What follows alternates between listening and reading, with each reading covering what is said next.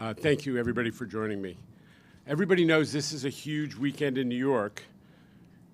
Congestion pricing goes live this Sunday, Saturday night, midnight, going into Sunday, as planned. We're really gratified that earlier this week, Judge Gordon in New Jersey rejected that state's claim that the environmental assessment, the 4,000-page document reflecting 5 years of work that had been approved by the federal government, they rejected the claim that it was deficient in some way. And today, the judge confirmed that ruling and denied New Jersey's effort to get an injunction to stop congestion pricing from starting tomorrow night. Listen, we've been studying this issue for 5 years, but it only takes about 5 minutes if you're in Midtown Manhattan to see that New York has a real traffic problem. Now, I recognize there's been a lot of controversy about this program, and there are a lot of people who are concerned about the impact of congestion pricing. To them, I want to say the point is to make the city better for everybody.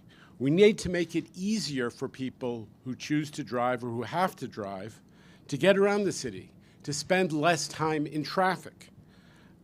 We need to make sure that ambulances can get to hospitals, which is not the case now.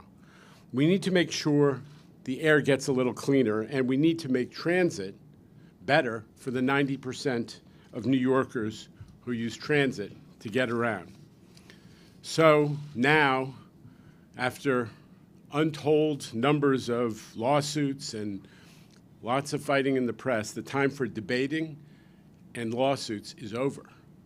It's time to get to work making this new initiative a success for New York. And I think we're ready. We're in an era where people started to believe that government is paralyzed, that government can't get anything accomplished. But I am proud that New York is going to implement a strategy that's been successful in other great world cities that have struggled with traffic, like London, Stockholm, Singapore, and that we're doing something to deal with the reality of the way that congestion is hurting our city and costing people time and money, that we're protecting the interests of New Yorkers from a health standpoint, cutting down on car crashes that injure pedestrians and cyclists, and also using the money that's generated to benefit the 90% of New Yorkers who do take transit, who use transit to get to the central business district. Let's not forget about them. Listen, change is hard. We know that. But we in New York have done it before. When I was growing up here in the city, nobody picked up after their dogs. Now New Yorkers are trained to do it. When Mayor Bloomberg implemented the ban in smoking in bars and restaurants, a lot of people said that New York nightlife was going to die. Go around the city on Saturday night. New York nightlife is out of sight. And even more recently, there was lots of controversy about the plastic bag fee even. And we got used to that too. Good things happen when we embrace change. And New Yorkers, and even New Jerseyites, a lot of whom come from New York originally or a generation ago, we adapt. We are resilient. We can do big things. Let's get started with doing this big thing. Thank you. All right, any chance anybody has any questions? Yeah, Nolan Hicks from Streets Blog at this time. Nolan, right behind you, please. You said the time for debate is done. New Jersey said they're going to appeal the rejection of their request for a temporary restraining order. It seems like the debate very much isn't finished, at least in the political sphere. Why do you think that is? Why do you think giving the MTA more funding has engendered such a negative response from the public? Well, Nolan, I would just say that we heard for like the last year and a half about the lawsuits and how they're going to get stopped. And in the last 10 days, we've had 3 federal judges say no to the lawsuits, say yes to the way the MTA systematically studied this whole project, the implications. We studied every intersection, 2/3 of the way to Philadelphia. We studied air quality, county by county, census tract by census tract, traffic, and so on and so on. So we've done the work, and now the judicial system has said you complied with it you complied with the rules of the road every step, and we're about to implement. So people can go out and make more claims about legal process, but it's pretty clear that this is the moment we've been waiting for, and congestion pricing is starting. I think it's fair to say the appeals court is sort of a long shot for New Jersey. So do you have any plans about how you're going to celebrate at 12:01 on Sunday morning? Listen, Nolan, this is not celebration. This is the beginning of a process where we're serious about this. We want to make, we have, 100+ signs and, untold numbers of cameras and a lot of data that we're going to generate, and we're going to be watching it very closely. We're going to share it with the public. It's not going to happen overnight. So this is the beginning of a process, but the beginning of doing something about the impact of traffic on our city is a good thing to be beginning. Anthony Carlos here from Channel 7 Eyewitness News. Anthony. Thank you very much. Chairman, what do you say to those who continue to claim that this is just a cash grab by the MTA, and many of those people also feel that they don't feel particularly safe to use mass transit? I know you throw out the figure that the majority of people who commute in do, but we just had a woman lit on fire and then a man shoved on the tracks. So what do you say in response to those people? Well, listen, I take, first of all, the couple of high-profile incidents that you mentioned are really alarming, and every New Yorker was shocked by those, shocked. But we also are keeping in mind that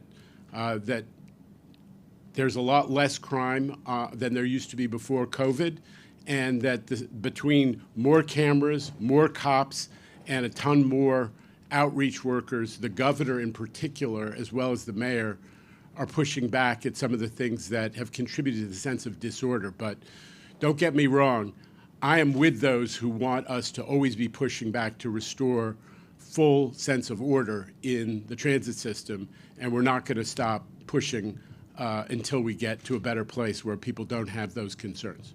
All right, Derek Waller's here from CBS 2.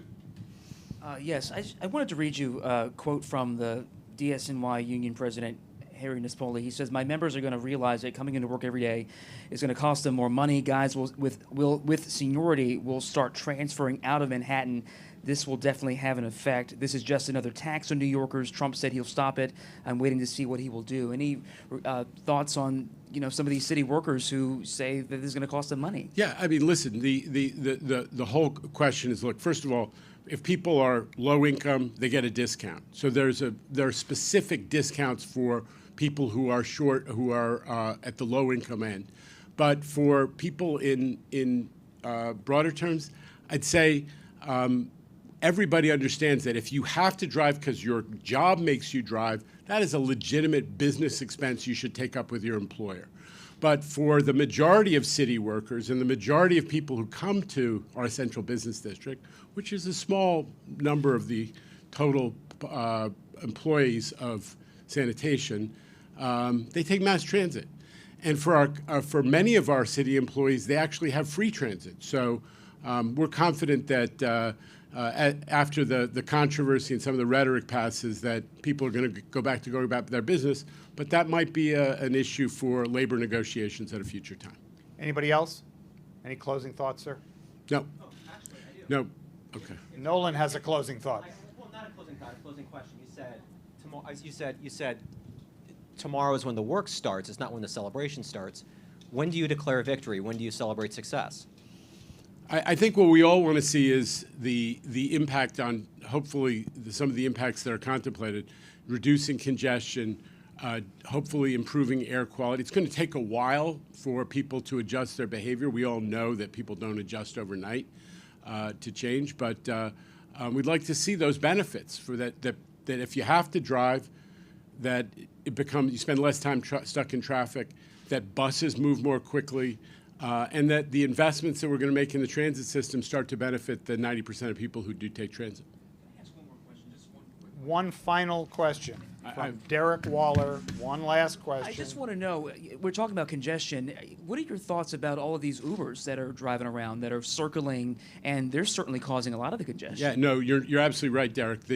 That one of the important elements of this is to increase to have a fee on Ubers that will be equivalent to the individual driver fee because of the number of times they do rides in a day. So we are impacting on the Uber traffic, the for-hire vehicle traffic, and a little bit less on the taxis as well.